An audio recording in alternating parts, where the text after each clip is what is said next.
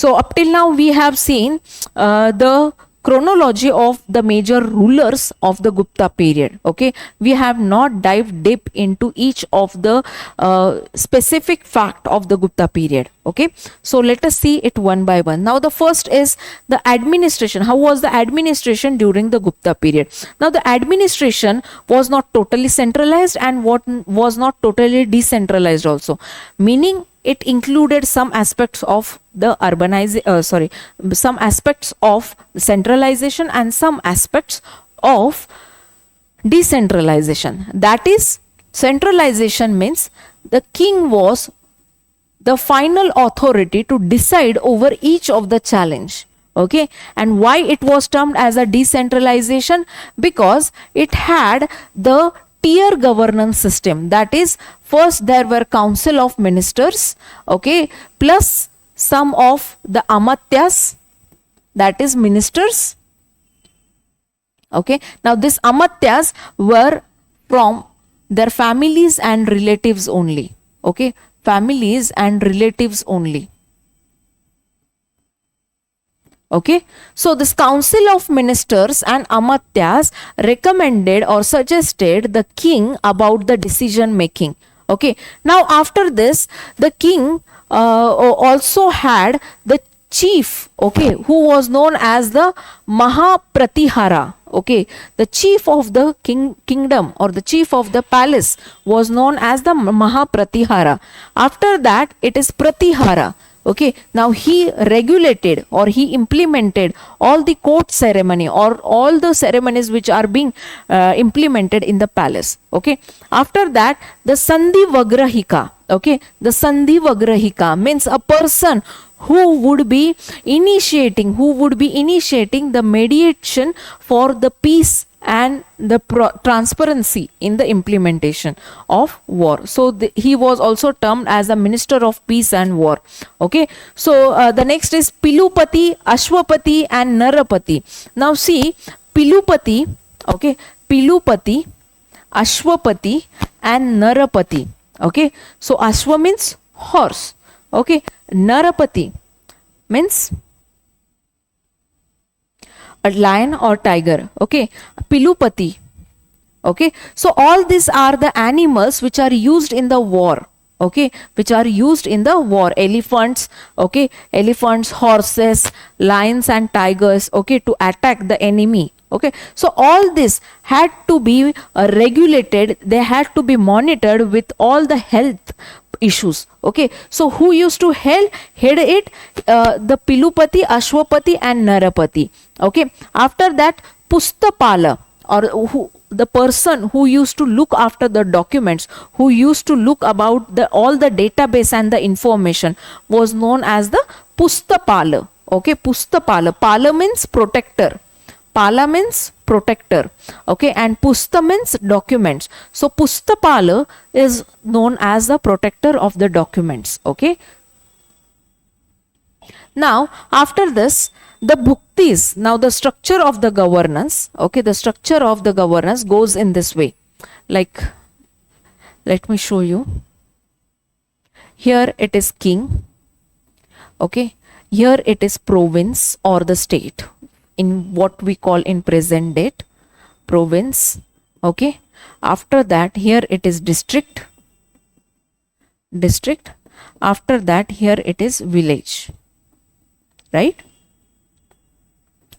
Now here is the main king, the centralized authority. Okay, now this province were known as bhuktis. Okay, this province were known as bhuktis. Okay, the districts were known as Vishyas, and the Vishyapati administered this district. Now present is collector, district collector. Okay, so district collector in those times were known as Vishyapati. Okay, now the village was called as Vithis, especially the block or taluka. Okay, and the village was termed as Gramini.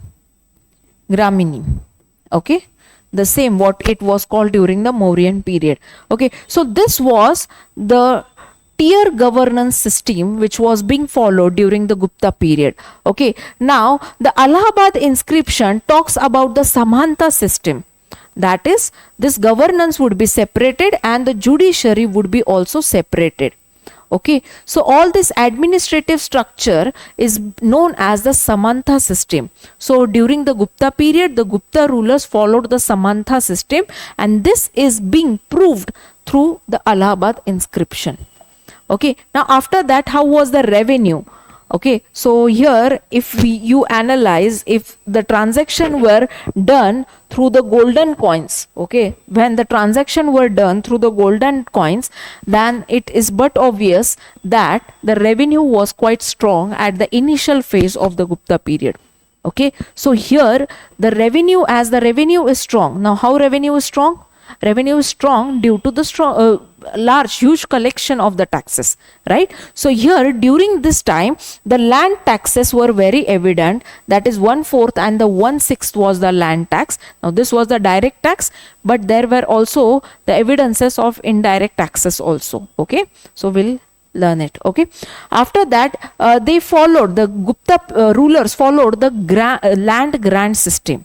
Okay, now for whom did they granted the lands? They granted the lands to the Brahmins or to the priestly classes. Okay, and that is why you will see that during the Gupta period, Brahmins will be dominating the society like anything. Okay, that is, they would be also having the wealth, they would be also having the prosperity, and they would be also getting the lands at free of cost from their rulers. Okay, so the land grant system was being only followed for the Brahmin people. Okay, and that is why we come to know that the Brahmins become more powerful during the Gupta period. Okay, so here the other taxes include the custom tax, which was known as the shulk, the transit tax, that is known as uparikara. Okay, now uparikara means the transit tax, when you move from one region to another region to sell your goods and the produces, that is uparikara. Okay, after that the bali, bhaga and a bhoga. Okay, so whenever you want to give any particular tribute, okay, even if you want to give a particular offerings to the temples or to the people or to the family, okay, you have to pay certain tax out of that offerings. Okay, now it is being evident in present date also. Okay, if you are giving a gift, a car as a gift, a land as a gift, a property as a gift, so you have to pay taxes, right, for that. Okay, so during that time it was also evident, and they were known as the bali, bhaga and bhoga. Okay, after that the hali vakara. Okay, that is the share of the plow. Whenever a farmer used to buy a plow, whether it is iron, whether it is wooden, okay, for whatever amount they used to buy a plow, some of the tax they have to pay for the government. Okay, so this was the plow tax, which was known as the hali vikara. Hali means hull. Okay, hull means the plow, right? Hali vikara. Okay, now after that the hiranya tax. Okay, which was applicable on the gold ornaments or the gold jewelries. Okay, and after that the Visti. Now Visti means the forced labors. Okay, now who were the forced labors? Now they were also termed as the slaves also. Okay, like for example during the Gupta period there was a rule, like it is being said, it is not proved yet, but it is being said that the elder son, okay, the elder son used to be sent as a labor for the government. Okay, now this is evident in the Western societies, but in Indian context it is not yet evident, it is being debated. Okay, so if the question comes whether the elder son is supposed to go as a forced labor under the governance system, so it's not true. Why? Because it is not proved. Okay, now this Visti system was being followed all over the Gupta Empire, and none of the region was lived beyond it. Okay, so there was a question in 2019 around this Visti. Okay, the question asked was that how it followed, how the Visti was being implemented.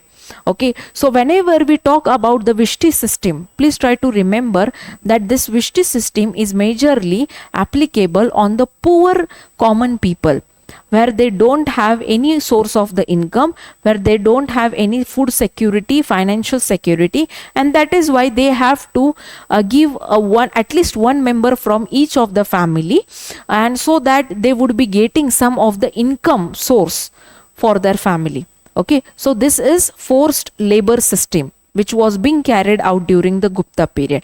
Now if you analyze that during the Mauryan period, nothing was such like forced. Okay, of course there were slaves workers, but yes, there were some of the rules for the slaves worker. Now the slavery grew very in-depthly during the Gupta period. Okay, now the Visti was one of the most prominent system that was being followed during the Gupta period.